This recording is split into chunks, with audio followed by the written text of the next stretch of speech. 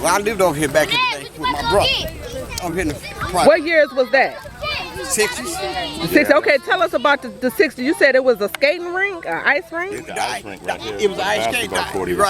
Right. That skating rink, ice skating rink was there. Then we had one up here on, it was on Canfield at Burns, right there at Barber School. It's really where they took, during the summer where you could get showers, you know, where they played in the water, but it was a little thing during the wintertime. They squirted the water there. And so we got out there and made ice skating. We go ice skating right there.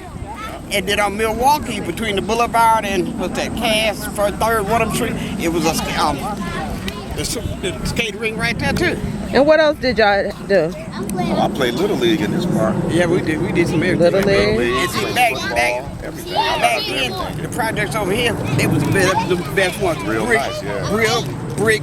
No, they was to me was better.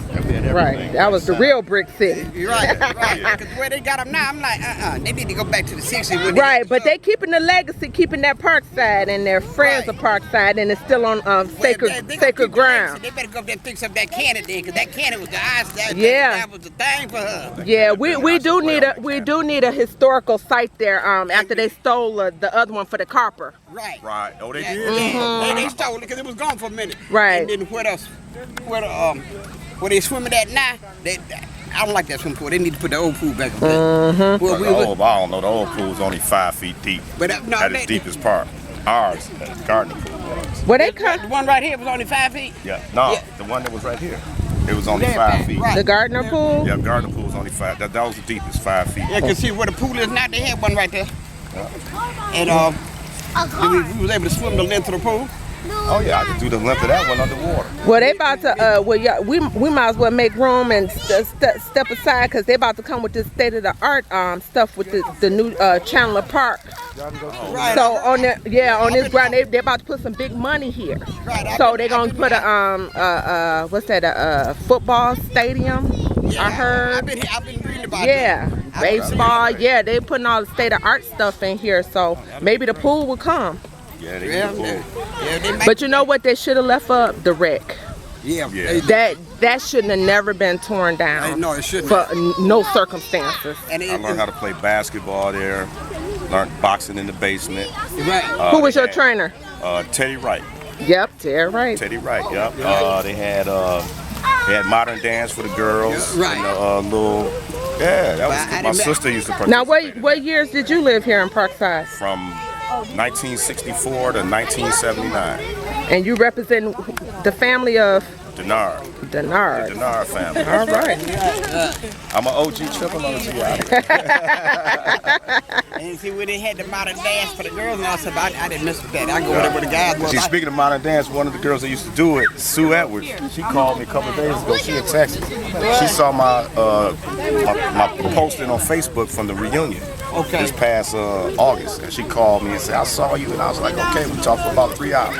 Right. Now see, when they had all that for the girls, they used to get so mad at me and say, you need to be over here with the girls. You need to step in the house, boys. I'm going over to the box. Now, what schools did y'all go to? I went to Kettering, Barbara, Chandler.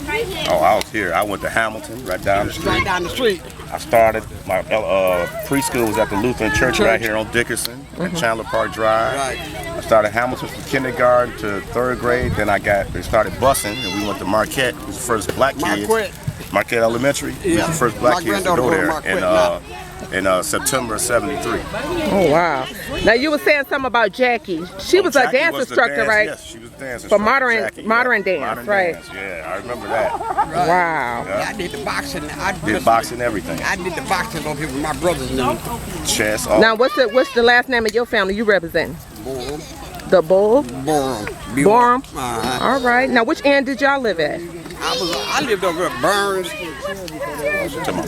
On Parkside. Oh, okay. We was right here at Connors. And right on the end, right there. By the cannon? Yeah, right there by the cannon. Because either way, I can look at Warren. You got the one. You was on the corner. And where did you live at? I'm back here by, Shoemaker and, might as well say Connor and Shoemaker. Okay. I'm on the Connor side. You got the Warren side going that way. Well, see, where my brother lived, I could got the window to see Warren or Connors either way. You was on the corner. You was over there by Sonny Jones and all that. Right. Yeah. All right.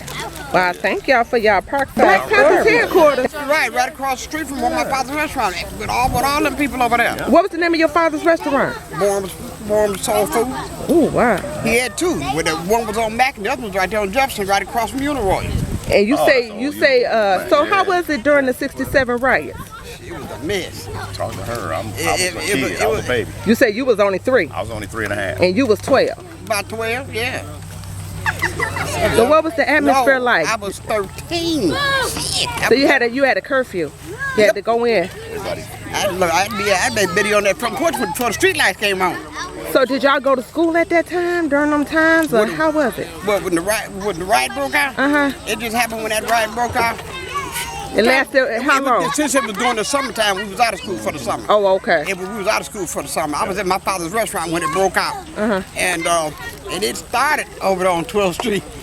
Oh, which is Rosa Parks Boulevard now. It started over there on the west side and came clean to the east side. And they tore up 12th Street and back. Tore all that up and looted everything but the kitchen side.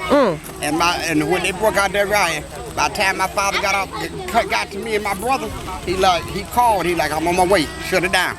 Right. I locked up the front door, the Black Panthers stood in front and said, can't nobody come in, and the people is in coming out. Dig that, the Black Panthers in Detroit City had a headquarters. Yep, they had a headquarters down there on Mac. Wow. That's how I met. I was young, but I remember Angela Davis. You know, Angela Davis, her being a part of that. I met a lot of them folks down there. See, that's how we learn our history when we open up and start asking. Because nobody's not going to tell our history like we are. Nope. That's right. Because they don't tell us this in school or in our textbooks. And they was making people shut their businesses down, get off the street. And my father and mother had to shut our store and the restaurant on Jefferson down. So they didn't bother your family store? No. Restaurant? Or the restaurant. They didn't bother that. They told me y'all crazy.